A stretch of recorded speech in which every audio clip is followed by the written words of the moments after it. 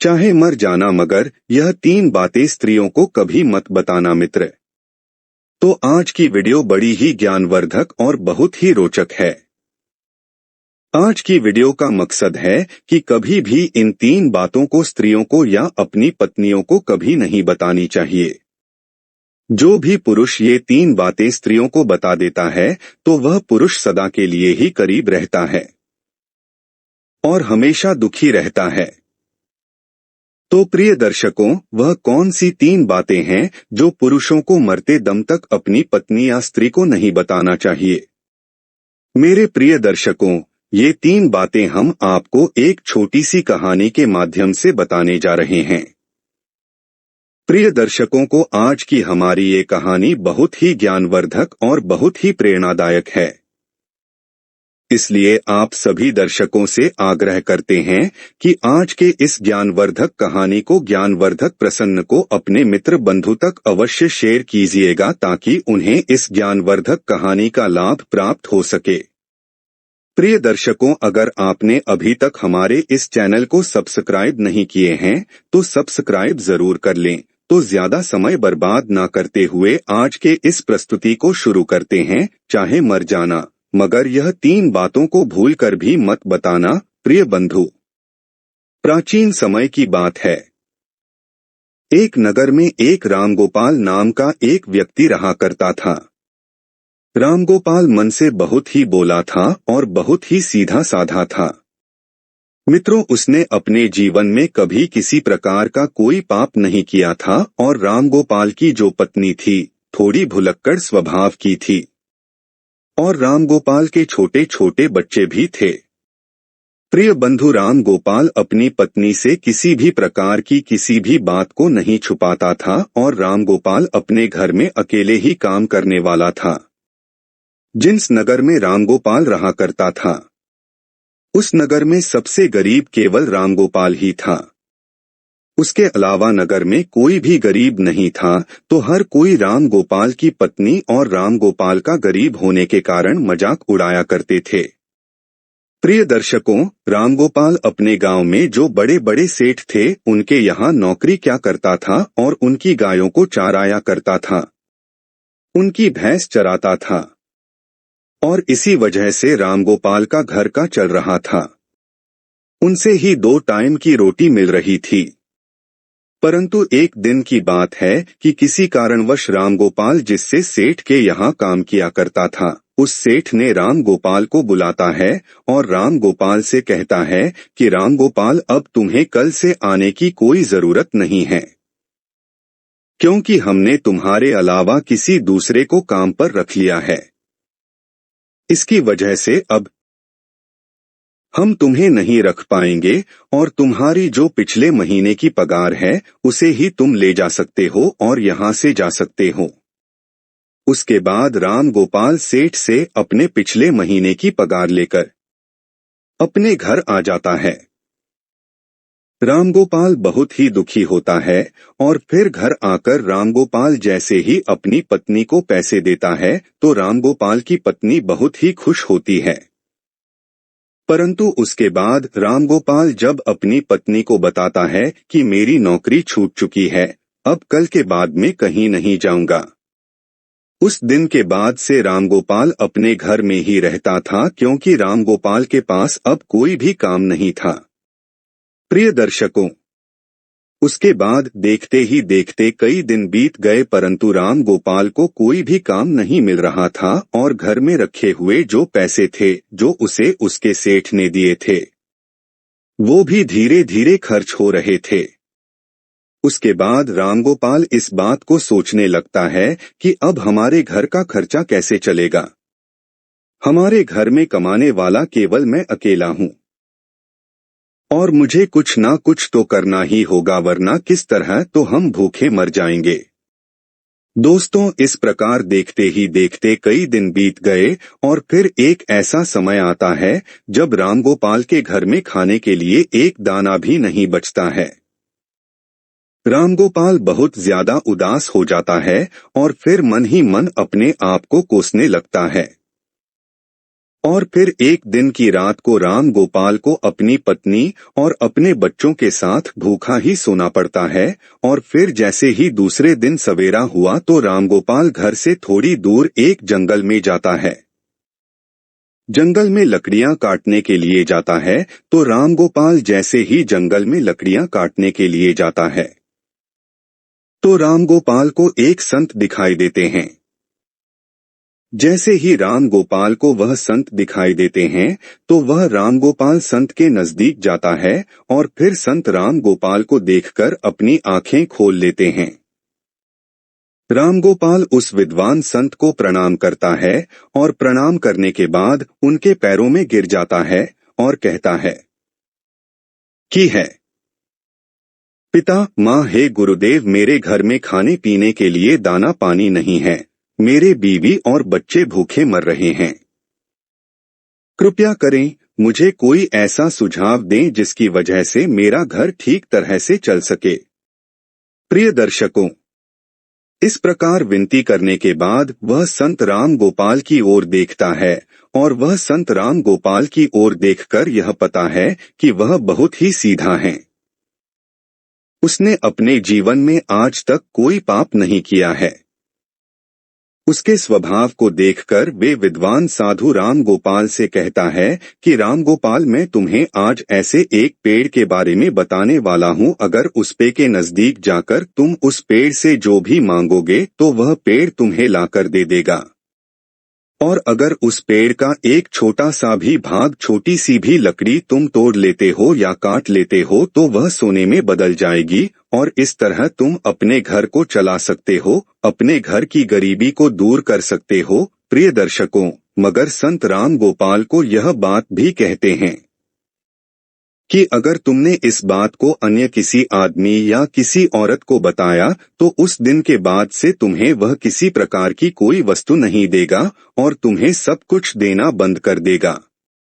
दोस्तों, राम गोपाल तो सीधा साधा था और राम गोपाल उस संत के द्वारा बताए गए उस पेड़ के नजदीक जाता है और पेड़ के नजदीक जाकर राम गोपाल को सबसे पहले अपनी बीवी और अपने बच्चों की याद आ गई और फिर राम गोपाल सबसे पहले उस पेड़ से, उस वृक्ष से एक बोरी चावल मांगता है। जैसे राम गोपाल वृक्ष से एक बोरी चावल मांगता है तो झट से ही ना जाने कहां से एक बोरी चावल राम गोपाल के सामने आ जाते हैं।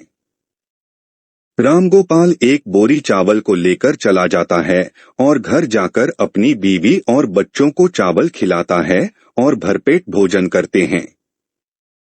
उस दिन राम गोपाल ने अपनी पत्नी को यह नहीं बताया था कि मैं चावल कहां से लाया हूं, परंतु फिर जैसे ही राम गोपाल दूसरे दिन उसके पास जाता है, राम गोपाल उस पेड़ से 5 सोने की मुद्राएं मांग लेता है और जैसे ही राम गोपाल मांगता है, झट से राम गोपाल को 5 सोने की मुद्रा देता है और राम गोपाल 5 सोने के सिक्के पाकर खुश हो जाता है और अपने घर को आ जाता है। घर आकर राम गोपाल अपनी पत्नी को 5 सोने के सिक्के देता है तो राम गोपाल की पत्नी भी बहुत खुश होती है और उसके बाद राम गोपाल अपनी पत्नी को सारी बातें बता देता है, क्योंकि राम गोपाल की पत्नी ने जैसे ही राम गोपाल के हाथ में 5 सोने के सिक्के देखे तो वे राम गोपाल से पूछे लगी कि आखिर तुम यह कहां से आए हो। तो राम गोपाल अपनी पत्नी को सारी बातें बता देता है। प्रिय दर्शकों, उसके बाद राम गोपाल अपनी पत्नी से कुछ नहीं छुपाता, मगर राम गोपाल को इस बात का भी पता था कि उसकी पत्नी भुलक्कड़ हैं। वे सारी बातें अपने पड़ोसियों को बता देती है। जो भी उसे बताता हूं उसे बता देती है। लेकिन उस बात को भूलकर राम गोपाल अपनी पत्नी को सारी बातें बता देते हैं। उसके बाद देखते ही देखते कई दिन बीतते गए। राम गोपाल इसी तरह रोज 5 सोने के सिक्के उस वृक्ष से मांगकर लाने लगा और फिर एक दिन की बात है, जब राम गोपाल अंत में उस वृक्ष से हजारों सोने के सिक्के मांग लेता है और जैसे ही राम गोपाल मांगता है तो झट से एक बोरी भरकर राम गोपाल के सामने सोने के सिक्के आ जाते हैं। राम गोपाल एक बोरी सोने के सिक्के को अपनी बैल की पीठ पर रखकर अपने घर ले जाता है। दोस्तों, वह सोने के सिक्के पाकर और उस विद्वान संत का आशीर्वाद पाकर राम गोपाल देखते ही देखते बहुत धनवान हो गया। राम गोपाल के पास बहुत सारा धन हो गया। राम गोपाल जिससे सेठ के यहाँ नौकरी किया करता था, उससे भी ज्यादा तरक्की गोपाल ने कर ली और राम गोपाल उससे भी ज्यादा धनवान हो गए। दोस्तों, यह सब देखकर के राम गोपाल के सारे गांव वाले दंग रह गए और वे सोचने लगे कि आखिर यह भुलक्कड़ स्वभाव का राम गोपाल इतना धनवान क्यों हो रहा है। दोस्तों, राम गोपाल से अगर कोई भी इस बात को पूछता कि तुम आखिर इतनी जल्दी धनवान कैसे हो रहे हो, तो राम गोपाल किसी को भी सच नहीं बताता था, क्योंकि राम गोपाल से विद्वान साधु ने किसी को बताने के लिए मना किया था, परंतु वे लोग राम गोपाल को छोड़कर राम गोपाल की पत्नी से इस बात को पूछने लगे। तुम मित्रों, वो तो आपको पता ही है कि राम गोपाल की जो पत्नी है वे भूलकर स्वभाव की थी, उसके पेट में कोई भी बात नहीं पचती थी, तो रामगोपाल की पत्नी सारी बातें गांव वालों को बता देती थी कि आखिर मेरा पति कहाँ से धन लाता है।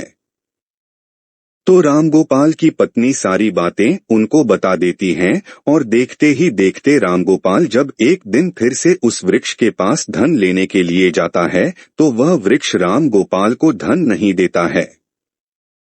रामगोपाल कई बार उससे मांगता है, मगर रामगोपाल के मांगने पर भी वृक्ष रामगोपाल को कुछ नहीं देता है। मित्रों, उस दिन रामगोपाल फिर से अपने घर जाता है और इस चीज के बारे में ज्यादा नहीं सोचता है। मगर जब रामगोपाल दूसरे दिन फिर से वृक्ष के पास जाता है, तो उस दिन भी रामगोपाल कई घंटों तक उस वृक्ष से मांगता ही रहता है, मगर कुछ भी उसे प्राप्त नहीं होता है। फिर रामगोपाल निराश होकर वह सोचता हुआ अपने घर आ जाता है। तो रामगोपाल अपने घर आकर अपनी पत्नी से कहता है कि है भाग्यवान, आज मैं वृक्ष के यहाँ जाकर आया हूँ, मगर वृक्ष से आज मैंने जब धन मांगा तो वृक्ष ने कुछ नहीं दिया।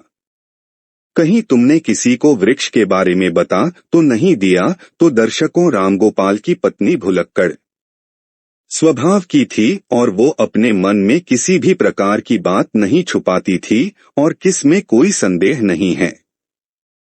तो रामगोपाल की पत्नी रामगोपाल से कहती है कि पियाजी, जब मुझसे गांव वालों ने पूछा कि इतना सारा धन तुम्हारे पास कैसे आ रहा है, तो मैंने उन सब को बता दिया। दोस्तों, अपनी पत्नी के मुख से यह बात सुनकर रामगोपाल समझ जाता है कि हो ना हो यह सारी करतूत मेरी बीवी की ही है। उसके बाद में रामगोपाल अपनी पत्नी को बहुत डांटता है और फिर इस तरह से कई महीने बीत जाते हैं। रामगोपाल के पास जो धन था वह धीरे धीरे खर्च होता जाता है और देखते ही देखते रामगोपाल फिर अमीर से गरीब होने लगता है और देखते ही देखते फिर से रामगोपाल की स्थिति वही हो जाती है कि रामगोपाल के घर में खाने के लिए दाना नहीं बचता है। दोस्तों, एक दिन जब फिर से रामगोपाल की पत्नी और रामगोपाल और उसके बच्चे रात को भूखे सोते हैं, तब रामगोपाल अपनी पत्नी को कोसने लगता है और अपनी पत्नी से कहता है कि भुलक्कड़, यह सब तुम्हारी वजह से हो रहा है। अगर मैं तुम्हें ना बताता तो आज यह दिन नहीं देखना पड़ता। इस पर का रामगोपाल अपनी पत्नी से कहता है, मगर मित्रों कहते हैं कि अब पछताए क्या हुए जब चिड़िया। इस प्रकार रामगोपाल अपनी पत्नी से कहता है, मगर अब बहुत लेट हो चुका था। मित्रों, फिर एक दिन रामगोपाल उस संत को ढूंढने के लिए फिर से जंगल में जाता है, मगर रामगोपाल को वह संत विद्वान साधु उसे पूरे वन में पूरे जंगल में नहीं मिलता है। रामगोपाल को ढूंढते ढूंढते कई घंटे बीत जाते हैं और फिर कई घंटे बाद रामगोपाल को मिल जाते हैं। संत मिलते ही रामगोपाल उनके चरणों में गिरकर रोने लगता है, गिरने लगता है और कहता है कि हे गुरुदेव, आखिर मुझसे ऐसी कौन सी भूल हो गई है जिसकी वजह से आप मुझसे रूठ गए हो। आप ही मेरे दाता हो, आप ही मेरे विधाता हो। ये विधाता आप मेरी भूल को माफ करे, क्योंकि मेरी एक भूल के कारण आज मेरे बच्चे भूखे सो रहे हैं। मेरे संतान भूखे सो रही है, इसलिए हे भगवान आप मेरी सहायता करें मित्रों। उसके बाद वे विद्वान संत राम गोपाल से कहता है, ये राम गोपाल अगर ऐसी बात है तो मैं तुम्हें माफ करता हूँ, परंतु आज मैं तुम्हें एक बात बताने वाला हूँ और मेरी बात यह है कि कभी भी जीवन में ये 3 बातें हर पुरुष को, अपनी पत्नियों को, अपनी स्त्रियों को नहीं बतानी चाहिए। जो पुरुष इन बातों को बताता है वो पुरुष हमेशा जीवन में सदा के लिए दुखी रहता है, सदा के लिए जीवन में गरीब रहता है। दोस्तों, उसके बाद विद्वान संत कहते हैं कि रामगोपाल अगर इन 3 बातों को तुम आज से ही अमल कर लोगे तो फिर से तुम्हारे अच्छे दिन आ जाएंगे। तुम्हारे पास ठीक उसी धन तरह आने लगेगा जिस तरह तुम्हारे पास पहले था। तो प्रिय दर्शकों, वह संत राम गोपाल को पहली बात बताने लगता है और कहता है कि सबसे पहली बात यह है कि कभी भी किसी पुरुष को अपनी पत्नी को अपनी कमाई का जरिया नहीं बताना चाहिए,